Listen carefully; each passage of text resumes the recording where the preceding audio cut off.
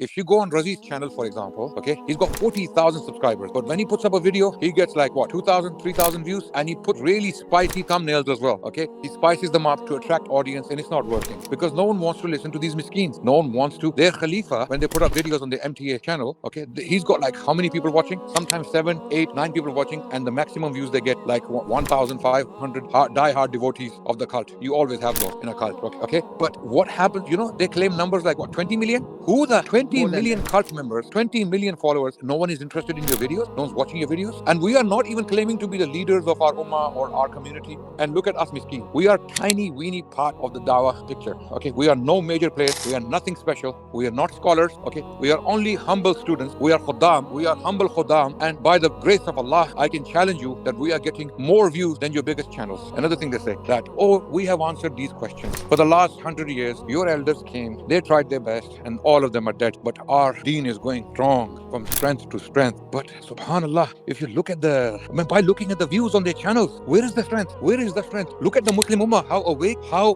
vibrant, how active it is. Alhamdulillah, look at the Muslim channels. Mufti Menk has more views on his videos than your entire cult's history put together. Your entire, one sheikh, one Muslim preacher, one Muslim da'iyah, and if I start naming others who have millions of subscribers and millions of followers, people who are following them in tens of millions, one person has more viewership, and you claim that Mirza came to change the world and his prophecy is going to be fulfilled, that the whole world will accept Ahmadiyya. It's been we can turn this around and say it's been 100 years. Where is your cult is already losing. You're losing numbers.